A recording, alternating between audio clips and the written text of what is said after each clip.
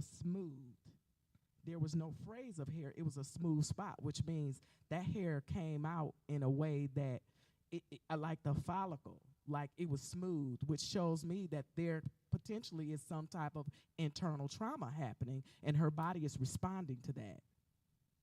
And so after we talk about all these reasons that she thought, that she poked herself with a pen, that her hair was tangled and she put it out, that she put some kind of gel product in her hair, I started talking to her because with being careful, she's right now caring for a husband who's battling pancreatic cancer. She's a businesswoman and a professional. She's taking on triple the demands. But do you know, while we sat in that chair and talked about what she thought was happening with her hair, never one time did it occur to her that her increased stress level is why she was losing her hair. Never occurred to her. And the interesting thing was, when I started talking with her, because when my clients sit in my chair, I'm not just a stylist, right? I'm a therapist. Or I would say a hairapist of sorts, right? And so I know all these things that can be happening on a physiological level, but I also know because of this work that I do. So I start talking to her about these demands that are on her life. And when we start to talk about them, and I start to talk about her increased stress level, she begins to weep. She's been so severely stressed, but she does not have a clue, right? Because what do? We do what we gotta do because we gotta do it. And it never occurs to us that we are under an overwhelming demand of stress. We're not even considering that we're under pressure, that we're feeling anxious, that we're overwhelmed. Because you know what? I got to get up every day. I got to take them to these treatments. I got to drive, da-da-da-da. I got to do this. I got to go to work. I got to da-da-da. I got to sit in a board meeting. You know what I'm saying? If I don't do this stuff, it has to get done. So that's what I'm saying about what you just said, right? This identification. And look how far his identification went back with that money. How far did it go back? It went back to childhood. So here's the thing now, when we talk about, and sometimes people say, well, when we talk about mental health, Sister Elise, why you start with stress? But this is why. Because stress, especially when it's unrelenting, unaddressed, and unchecked, it has the potential to ignite health issues in our bodies. Because it's not just the fact that the stress is there, it's the thoughts, it's the impressions that's left behind. That's why I asked you, how does it feel in your body, right? And you name some things that you might not have considered a feeling, but it is. To feel embarrassed. Now, right, we identified, right, feeling embarrassed. But what does feeling embarrassed sometimes feel? Sometimes people's faces flush when they feel embarrassed. Sometimes their temperature level adjusts when they feel embarrassed. You talked about isolation, not wanting to be around people, right? What happens when people feel, when they isolate, you start to feel down. You start to feel depressed. This is how stress incrementally takes years off our lives, and we don't even have a clue. So I thank you so much for sharing that very, very personal story and experience, because that's where I'm going with this. It really doesn't make sense for us to not talk about this if we're not going to unlock, right, some of our doors, open some of our windows, and even maybe take some of our skeletons out. Not for everybody to see, but like, I'm a big why behind the what person. Sometimes you're interacting with people and you don't realize the why behind the what. What's behind that behavior? And unfortunately, even with sometimes how we come up in the faith community, performance is emphasized so much more, right? Behavior has so much more focus on it. And so we don't really get behind what's happening. And what I love about what I've been gifted to do is to facilitate and walk with people back to that spot. And they go, whoa, I never thought about it like that. Like my client, she was telling me about all these things that she thought she had done to cause her hair loss, when that is not what was happening. It was what was happening to her that was precipitating the hair loss. And so that's why I like to start with stress. It's not about what you're doing, which sometimes is what we emphasize when we speak from faith-based perspectives, but it's about what's happening. Not what I'm doing, but what is happening to me. And this is why the stress conversation is so integral. So now here's something I want to share with you guys, and then we should be getting into the presentation. I just came back from a summit and a conference. I'm a perinatal mental health educator. And what that means is that I do education around women who are birthing, or birthing persons, to be politically correct. I do work around birthing persons, and I teach mental health. Because again, pregnancy is another area where there's an extreme amount of stress that can be experienced. One, because stress is connected to the way our hormones work. Actually, when we experience stressful events, it sets off hormones in our bodies that are designed to help us to react to this stressful event, to help bring us back to safety from the threat. But if that doesn't get restored back to calm, and that continues happening, our body continues dumping these chemicals, adrenaline and cortisol. And so when you live in a constant state of stress, your adrenal glands, which sit on the top of your kidneys, they're designed, your brain sets off a response. In the center back of your brain sets off a response. You have this alarm system. So when you experience something that makes you feel threatened, uncomfortable, unsafe, it sets off something and say, hey, we're not safe right now, or we don't feel comfortable. We need to do something to make ourselves feel better. But one of the easiest things I tell people is that stress is when we have more demand and pressure than we have strategy to cope. That's the simple way to look at stress. My presentation isn't up yet, but it'll be up in a moment, and we're going to have some things to demonstrate that. So that's what we're talking about. How can we deal with that? So here's something, since I'm talking to black and brown people today, and I'm being intentional about using, great, it's up there. So I'm going to go into this, and then I'm going to segue into that. The reason I'm intentional about talking black and brown, because one of the things I've realized, I've worked with different types of people, and I get people in my chair who are people of color, but they don't identify as black as we've all been raised to. I work with people who are Native, who have darker skin. I work with people who are Belizean. I really have, and even in the workforce, I've worked with people that I will walk up to, and I have done it. I have mistakenly identified them as black people, and they have vehemently corrected me and say, I am not black. I am Belizean. I am Cuban. I am Afro, Haitian. Like I meet all these people as I travel around the world. There are people who have color in their skin just like you and me, but they don't see themselves as black. And that has challenged me, because I'm like, man, what am I? You know what I'm saying? Like, maybe I got native hair. I don't know. But so one of the things that we have been robbed of due to enslavement and colonialism is a sense of identity. And what has come with that is something that Arline Geronimus, who is a public health researcher from the University of Michigan, go Blue, and she, dig, but this is what, so she has coined this term, and it's called weathering. So I'm going to read a couple of things for you guys.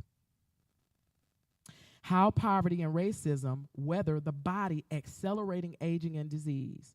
In 2020, the overall life expectancy in the U.S. dropped from 1.5 years, largely due to COVID-19 pandemic. But the reduction wasn't shared equally among the general population. Native American people lost an average of 4.5 years of life expectancy. Black and Hispanic people lost on average 3 years, while white people lost only 1.2 years. This figure tracks with other health trends in general. Black and Hispanic people and those living in poverty in the U.S. have worse health outcomes, more high blood pressure, higher rates of diabetes, and increased maternal and infant mortality than the overall population. I'm sitting in this maternal infant conference yesterday learning that our babies, black and brown babies, are dying anywhere from 3 to 7 times more than our white counterparts. Public health researcher Arlene Geronimus from the University of Michigan says the traditional belief that the disparities are due to genetics, diet, and exercise don't explain data that's accumulated over the years. Instead, she makes the case that marginalized people suffer nearly constant stress from living with poverty and discrimination, which damage their bodies at the cellular level and leads to an increasingly serious health problem over time.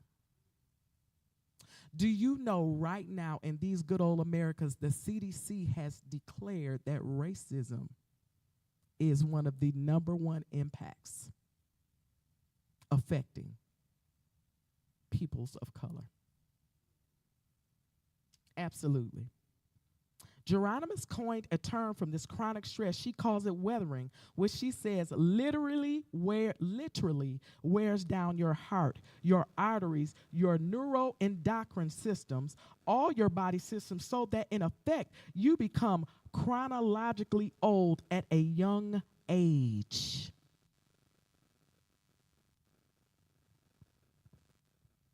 I'm going to let you sit with that. And Geronimus, this work that she had been doing, she's been doing this work around this since the 1980s and 90s. And of course, like any type of science, my doctor here can confirm this, any type of science when it first comes out is usually heavily refuted and disputed and just contradicted, and there's all these theories. But as time goes on, you know, it's like, okay, there's merit to this. And the thing about some of these impacts for us as people of color, because we're so understudied, I'm sitting in this conference and they're talking about the man, and I can't think of his name right now, the modern, the father of modern gynecology. He used to actually practice cesarean sections on women, black women that were not pregnant. Black bodies, black female bodies. The science, the practice of gynecology was developed on black female bodies. He had a setup at his house where he would take enslaved women and operate on them and do procedures without anesthesia. Absolutely. So, when we think about this, again, why do I talk about stress? Because stress, if we look at what Dr. Geronimus is sharing with us about this weathering thing, how can we not be aware and realize and know that stress, right? Because what do they say? High blood pressure. They tell us more of us have it than them. Diabetes, more of us have it than them. And let me say this, it's not just a matter, it's not that they don't have these things. I'm not saying that. We're talking about the disproportionate and alarming rate at which we are having disease. And what researchers are coming to find out now, it's not just the things that we have heard that are used as a means to blame us. We're not eating a certain way. Well, think about the heritage of our people being enslaved and being given the parts of the food that wasn't worth eating, and then us having the ingenuity to take it and make it edible. So here, think about this. So Geronimus at her work, and I would even challenge you, if you're interested, to look it up. And just do a little bit of study on this weathering thing. And so they're starting to bring her research They're definitely bring it into the maternal space because, you know, again, people are under so much stress and pressure. So when we look at, even in Genesee County, were you aware that in Genesee County we have a poverty rate for our children that is above 70% in Genesee County? I didn't say in the state of Michigan. I said in Genesee County. So think about that. We are living with unrelenting, unchecked, and unaddressed amounts of stress. And we walk around with it because it's so normalized. And it's normalized from a historical standpoint. Think about it. Our enslaved ancestors, they didn't have the choice, I don't feel like working today.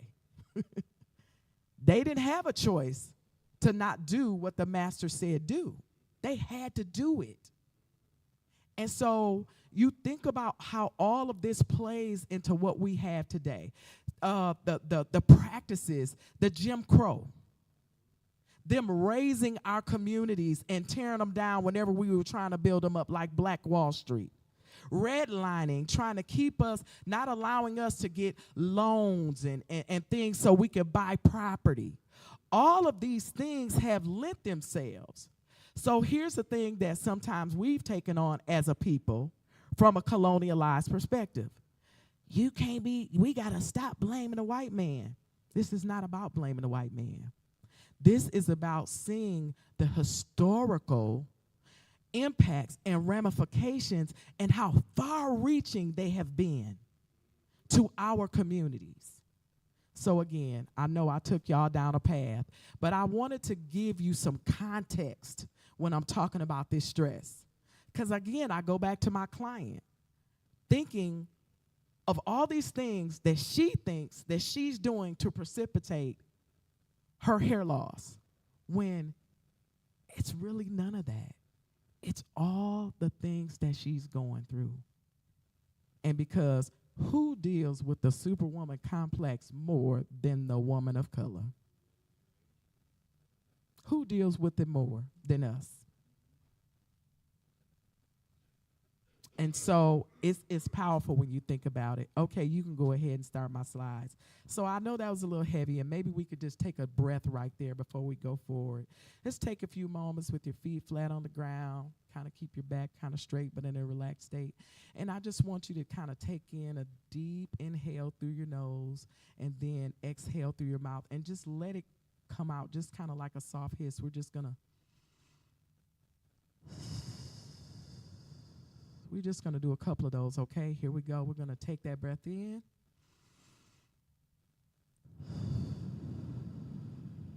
One more. We're going to take that breath in and release.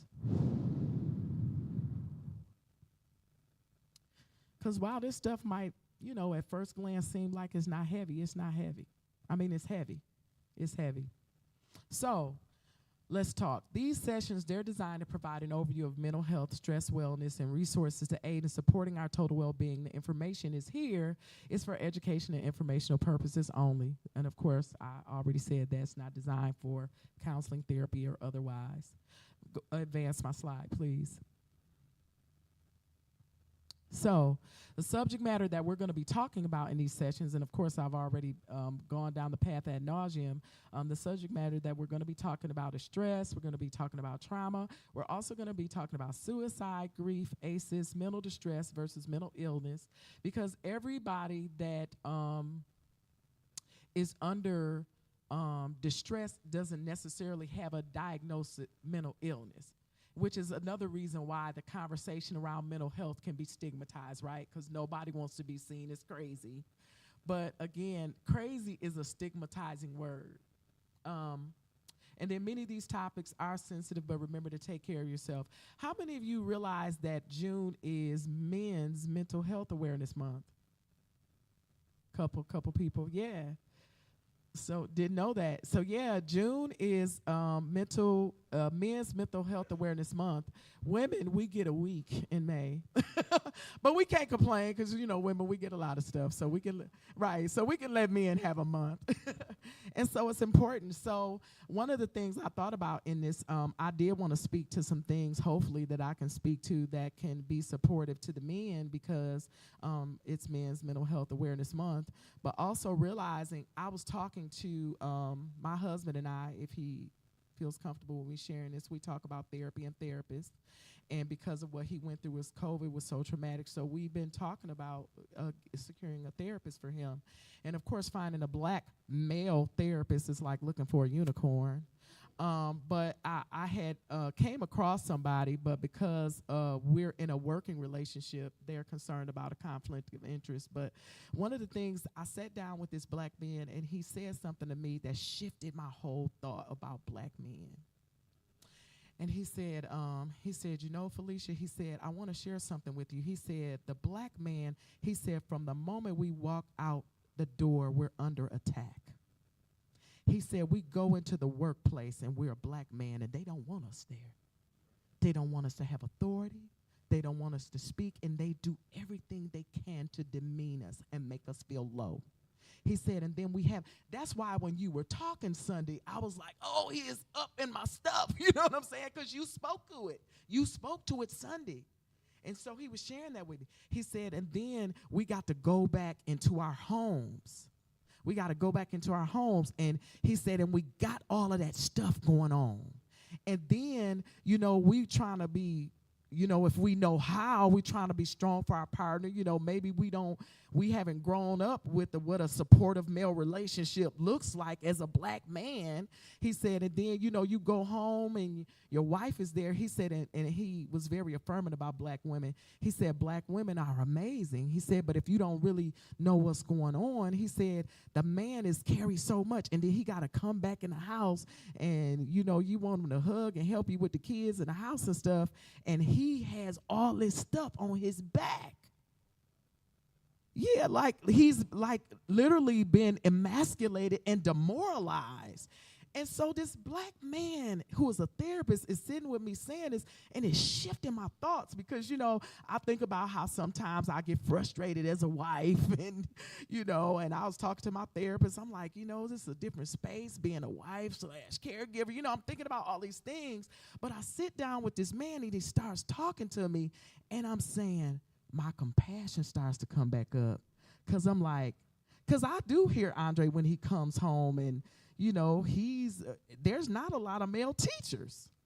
And he goes into that workplace, and I'm a woman. I ain't putting down I'm not trying to put us down, but I know even working with us how we can be, And so he's giving me this perspective about what it's like for a black man going out the door, and then when he comes back, all of that is piled up on him. It's all of that's up on him. And he doesn't know how to be vulnerable about that because where has he learned that from? Where has he learned? We on him, tell me what's happening, and where does he learn that from? He doesn't know what a safe space should look like. And I'm not a man. I'm just saying, like, this black man is telling me this, and so it's helping me. It's helping me think differently. And I come home, and I'm, like, trying to find ways to be more affirming to my husband. I'm like, Felicia, shift, change your attitude. But I'm also trying to find a way still to get my needs met, too, because I'm a black woman going out into a world. And then I got to come home and treat my husband like a king. But he ain't always behaving like a king. And I'm not saying this to put my husband down. I'm just saying, let's be okay with talking about this openly. Right? Because you coming home as a man and your back is heavy and loaded. And then I'm coming home because now women, we working. This ain't the 50s. We ain't housewives. We're vodka in the cabinet. You know what I'm saying? Like, we going to work and in a society that has kind of pitted us against each other because we do make $3 or $4 more, and you got to deal with that. You know what I'm saying? It's a lot. And so I got to come home and treat you like a king and take care of you and do stuff. You got heaviness on your back. And then I'm like, well, who going to take care of me?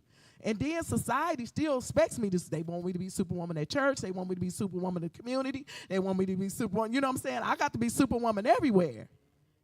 And so I'm thankfully, me and my husband, we talk about those things. We have those conversations.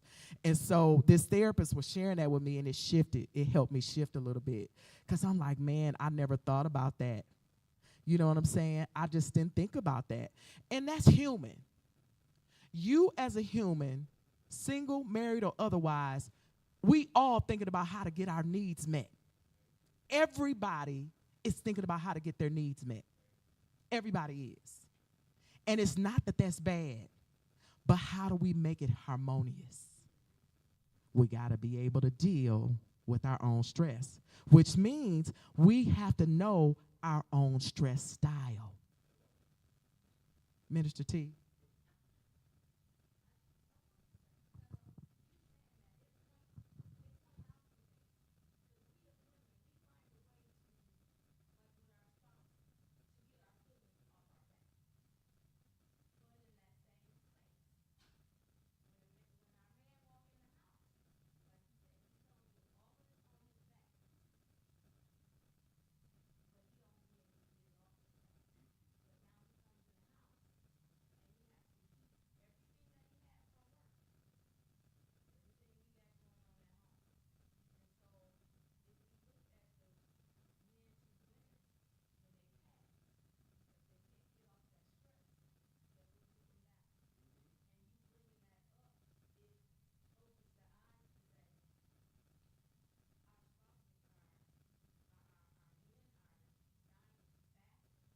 Absolutely.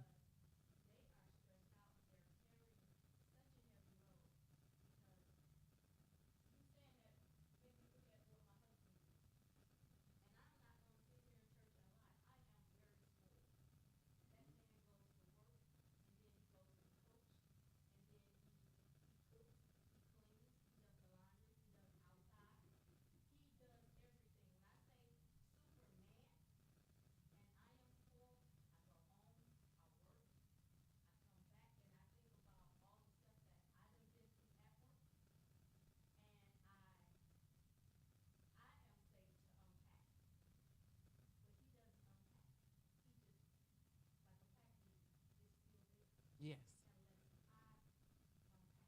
Yeah.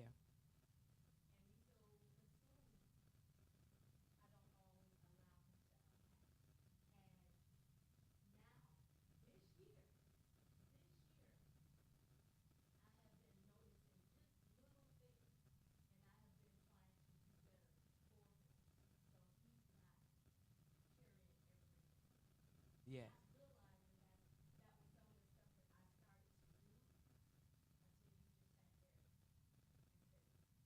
Amen. And you know something I want to do? I want to present a challenge to men, because this is the other thing that this male therapist left me with. I want to challenge men. Take up the mantle, men, to create a safe space for each other. Take up the mantle to create a space for each other. I've been challenging my husband to get male friends. Because one of the things he often says is, you my friend, you my wife, you my friend. And it's when I'm talking to this therapist, and I'm like, he was talking about men needing men. And I'm going to say this carefully. He told me he was the only black man in this practice that he was in Atlanta. He said, I was the only black straight man. He said it was other black men, he said, but they were gay. And we're not going down no path about that. But the point was, he didn't have anybody to connect with. And here's the thing. Whatever community you belong to, find your people. So I'm not trying to go down that path. But I do want to say this. Men, that man, this man, this man, this man, that man, that man, that man should not be struggling alone. Come on, people. Again, I'm putting a challenge to men. This is June, Men's Mental Health Awareness. I get it. Maybe y'all don't want to go to therapy, but y'all need to be talking to somebody and not just Jesus and not just your pastor. And I'm so appreciative that my husband loves Charles, loves Brian, loves Marcus. You know what I'm saying? Because before we came to this church, he got in a space where he didn't have no brothers. And so I'm like, I want to see y'all connecting more. Because after I finished talking to this therapist about my husband in not in a negative way, but like as a woman, I'm like, how can I help him? And he's like, your husband need other men. You know, he's like, sis, you can only do so much. And it's kind of like, remember when we was growing up and they used to say, it take a man to raise a man? And hear me clearly, y'all. It's time out for this battle of the sexes. I know I'm on Facebook. I'm not against feminism, but I'm not one. I'm okay with the traditional hierarchy. I'm okay with it. I have great high regard for men. I have respect for all people and what they believe. But because you can believe what you want to believe, I get to believe what I get to believe too. I respect and value wherever your stance is. Hear me clearly. I got people in my family that believe and do all kind of stuff. And when I go around them, I don't show them nothing but love. And I keep all of my opinions to myself because that's where they belong. But I get to be who I want to be too. And I'm telling you, men, build. It's time for you to create. It's a mantle that you should take up. There's not a man that you should come across that you don't find a way to support. Now, hear me clearly. Everybody ain't got to be friends with each other. It's okay if we different, right? Some of us like vanilla. Some of us like chocolate. Some of us like pistachio. I'm not telling you to do something with, you know what I'm saying? Be who you are. But it's important if we're going to deal with this stress that's causing us to have diabetes, kidney disease, that's shaving 5 to 10 years off our life. Do you know that people heal and recover better when they feel supported? People, they move through the waves of grief better when they feel supported. People, they rethink if they want to give up on life if they got some support. It matters. It matters. Where my slides at? Let's advance my slides. I went into a little space right there. So I want to say that. And I don't got much more time. So it says, explain something for me. Stress is not normally considered a mental health problem, but it is connected to our mental health in several ways. Stress can cause mental health problems. It can make existing problems worse. Stress is natural, normal, and needful, but stress that is prolonged and unrelenting can lead to harmful effects on our physical, mental, and spiritual health. So we're going to explore 3 types of stress in this section. Advance my slide. So trust and believe me, there's levels to this. You see my level meter? And what the level meter is showing you standardly the 5 levels of stress. So we got alarm. Like when you first experience something that makes you feel under threat, uncomfortable, or like I don't know what to do. And then we got resistance. That's when the thing first starts happening and you don't like it. And it's like, what am I going to do? How am I going to respond to it? And then there's recovery. At some point, you come down from what's happened. The event is over. Maybe not the psychological impact, though. Okay? And then the adaptation. What am I doing to adapt to stress? So this is good where your story plugs in, right? Because there might be some behaviors that you engage in based on what you experience around money, right? And your family member. And then there's burnout. What happens if we never get this identified, if we never get it soothed, if we never get in a space where we have healthy coping, what does this look like now?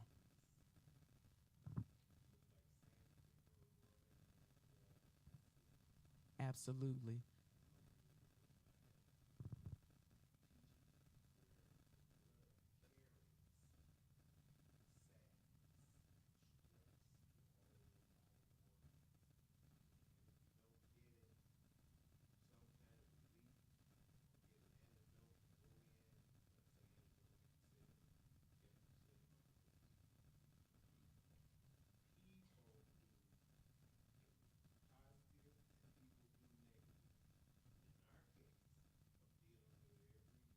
Every day. Absolutely.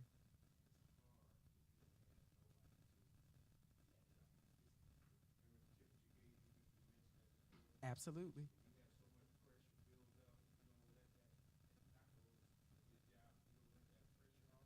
Absolutely. Absolutely.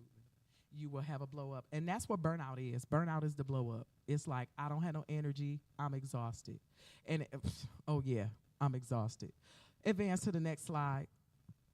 So, where does it all start? Is it the head or the heart? Well, that's what I talked about earlier. Our brain has an alarm center. It's designed to activate. And so, y'all remember I brought my little snake. I called her Amy G. Dollar.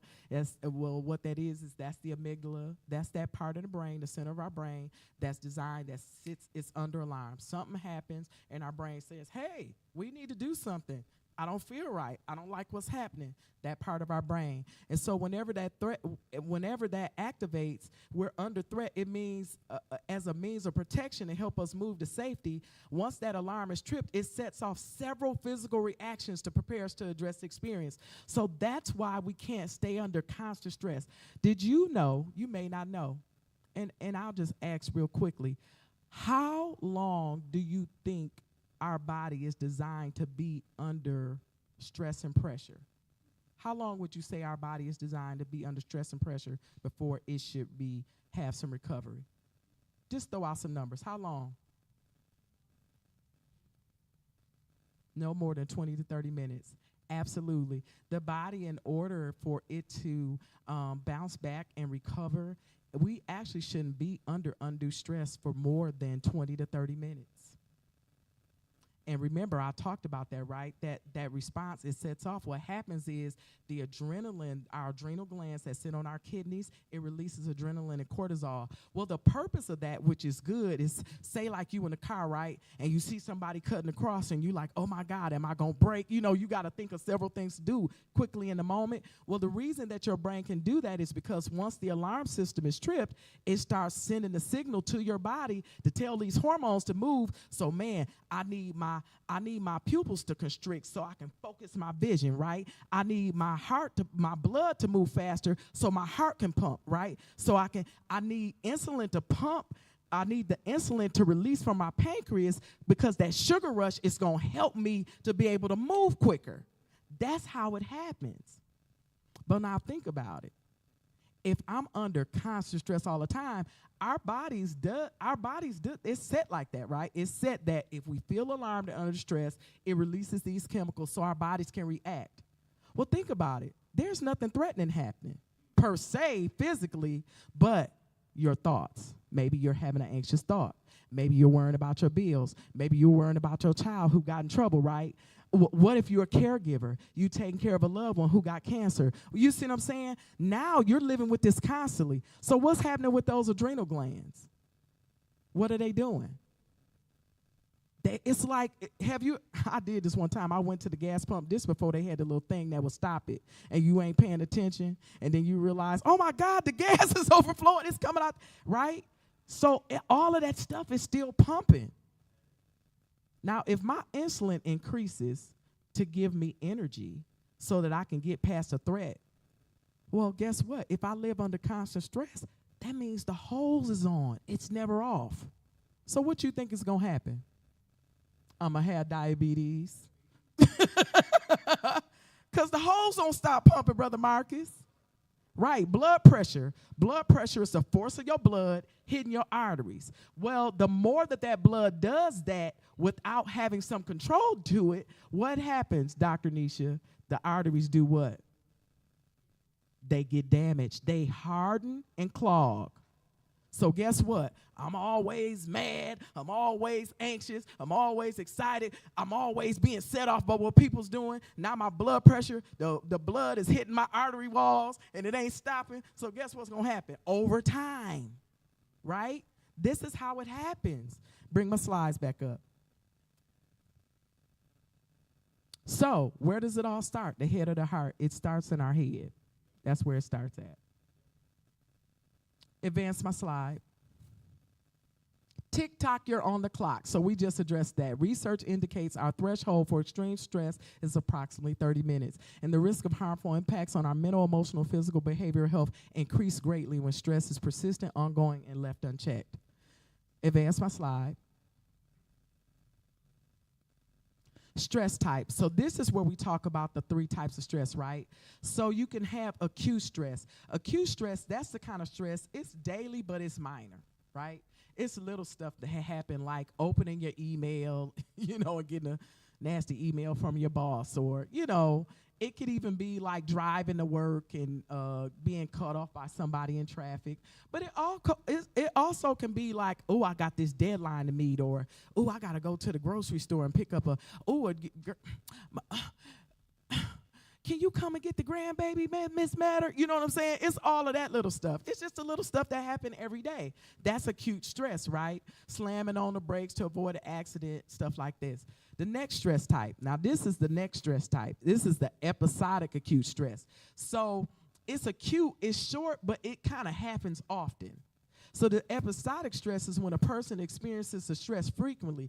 Common causes of acute stress in the episodic rate include the pressure of caring for oneself or others on a 24/7 basis. So this is when maybe we're caregivers, right? We're taking care of other people, or we're taking care of ourselves, or we're battling a health condition. It's kind of a thing, it's always there. We never get away from it. And this can amount to serious, consistent experience of being stuck in the fight or flight response. And that's one of the stress styles, right? Because I deal with this every day. And so here's another thing about chronic conditions I want to drop off with you guys. When people live with chronic health conditions, studies show typically that depression and anxiety is going to be there. And a lot of times people don't realize that. But think about it. If you have a chronic health condition that you got to live with every day, 1, you got to live differently than everybody else. 2, you got to have access to the things you need to be healthy. 3, your whole life changes. Everything about your life, like my son, we just took him down to have a colonoscopy today. But like his whole life, the way his life works is consistent every day. You see what I'm saying? And so these kind of things can exacerbate stress, which means that people can live, they call it distress.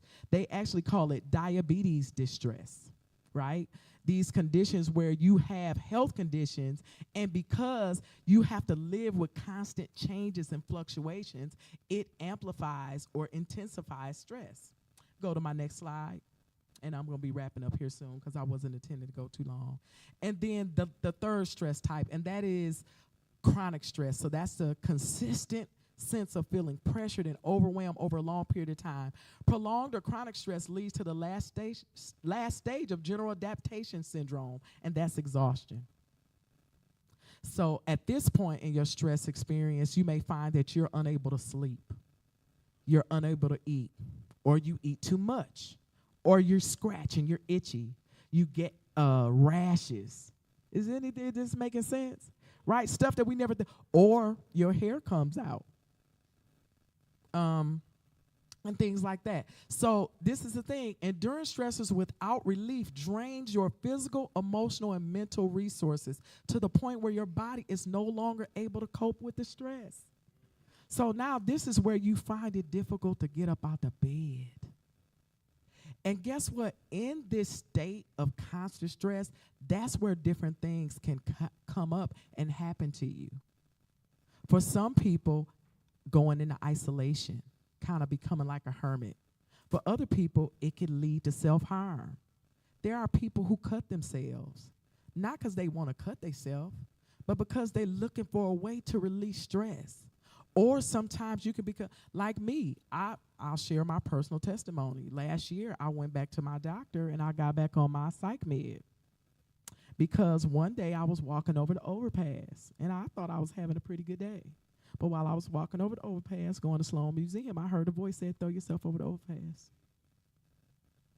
I walked back. I walked right back. And I heard it. I heard the voice so clear, said, "Throw yourself over the overpass." And I had to literally like look ahead because I felt like a pull, like like if I looked over the overpass and I could see the car, and then I heard it again say, so throw yourself over the overpass. And so I went home. And I told Andre, and of course he felt very sad. You know, initially he felt very sad. He said, I feel sad that you felt like that.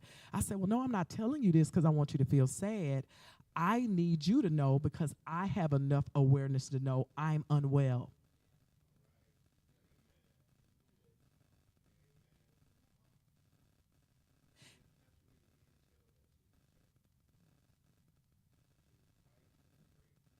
Sometimes the behavior that you see people engaging in that you say, why are they doing that? They're not well, people.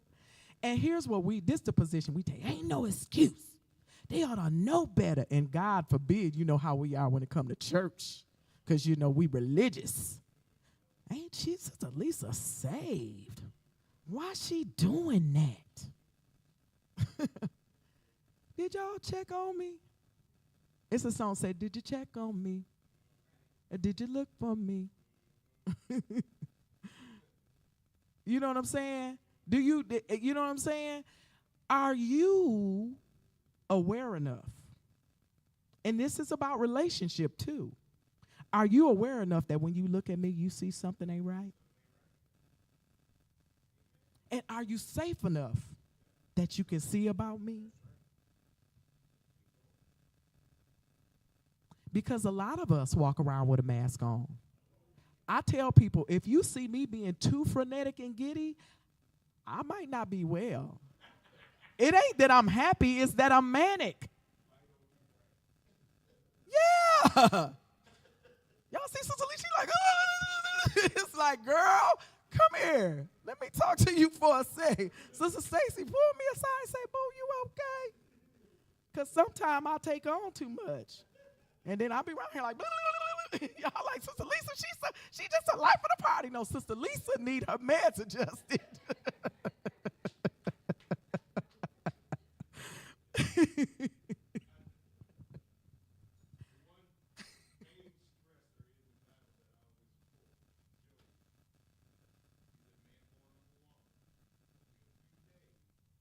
And full of that, and it is. That's one interpretation of it too. It is. That's thank God for the other interpretations. Let me get to my last slide here. So we all have a unique stress style. Our stress styles are individual and involve how we perceive, react, and process the stressors we experience in our everyday lives. 4 major stress styles we experience are fight, flight, freeze, and fawn. And we've talked about these before, those of you who said my sessions. And so we're going to go through that a little bit more further down the session. The next slide. Here's the thing. There's a gateway, right? You see the gateway. You see the man pass through the being passing through, right? There's a gateway. And in between that gateway, there's a point where it's too much. It's too much. And so unresolved, unrelenting, and unaddressed stress is the gateway to poor mental, physical. It's like they used to say about marijuana. They used to call it the gateway drug, right? If people started smoking weed, eventually they was going to start doing other drugs. Well, here's the thing about health conditions, about mental health issues and impacts and behavioral challenges. Stress is the gateway. So I could not begin this mental health series and talk about trauma, suicide, grief, ACEs, and all of that before talking about stress. And I really want to kind of lay the tracks down for that because stress is the precipitator. If we don't have a way to deal with, manage, address our stress, our coping, and I love that you started out giving us that story because believe it or not, our stress style develops in our childhood. You know, they say usually by 5, you got what you're going to get with people. Now, that doesn't mean that we're not going to change. But what I'm saying is usually by the time a child is 5 years old, research shows that how they're going to cope, that base is set there. It's like the foundation. That's why when you go into therapy and stuff, people are like, why they always ask you about your mama and your daddy in the relationship? That's the reason. Not because we just trying to look at your past and say what's wrong with you, but it's a way of saying, like, where did this come from, right? So just say, for instance, please don't take this personal. Can I use you? Say, for instance, if it's a few people in your life know you, and they say, ooh, child, he just is stingy. He just a tightwad. He could pop a penny off his, well, you know what I'm saying? Right? But they don't know that story you just told.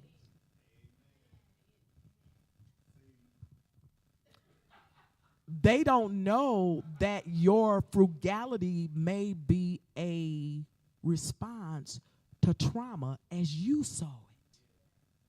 Not as I define it, but as you saw it. The idea that I need to have things for myself. And that's what we do. We label people. We label their behavior, but we don't know what's underneath it. One of the things I struggled with most all my life was being misunderstood, feeling like an odd duck. And I never realized, like, all of what I've been through influences who I am. But are you willing to get to know me enough to know that? Right? Believe it or not, y'all, can I tell y'all honestly, I don't have, besides y'all, I don't have friends. It's just, Regina, that sounds weird to you, don't it? You said somebody as fabulously warm and generous as you don't have friends, Sister Felicia? But I don't. I don't have friends. Because this gift that I have inside of me, I move in a way with people that it evokes vulnerability. And when people don't feel comfortable with that, they don't want to be with me. But the other side of my gift is I struggle to be vulnerable because I spend so much time showing up for other people. That's why, and I'm going to close my session with this. Many years ago, I had a dream. And in this dream, I was in an arena.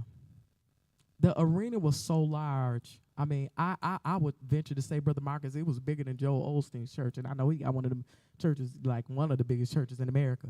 Like, it was this big arena. And I'm standing behind the wall, and I'm going to be the speaker.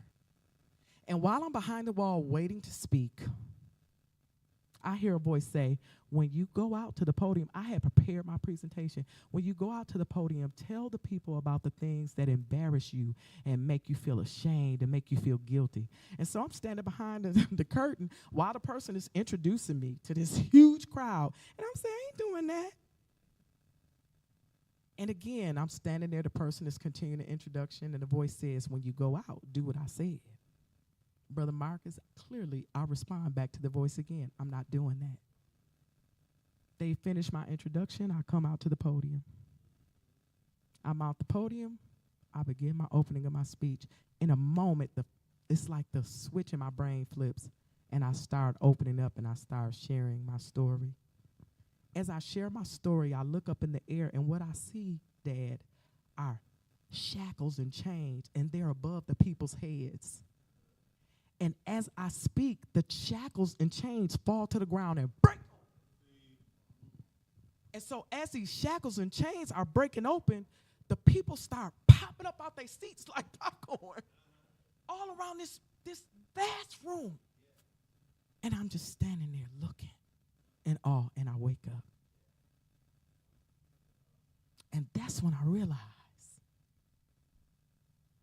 that my life and my story has been anointed to bring deliverance to people.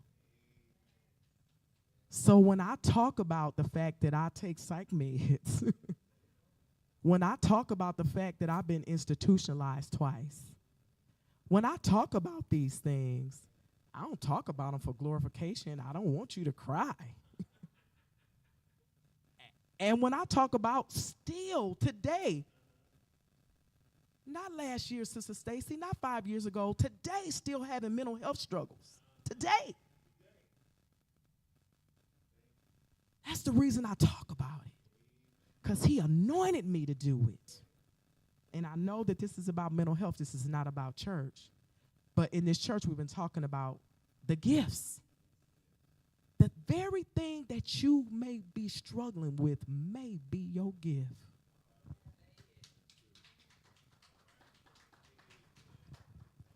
And here's what I know. I get paid for this pain now.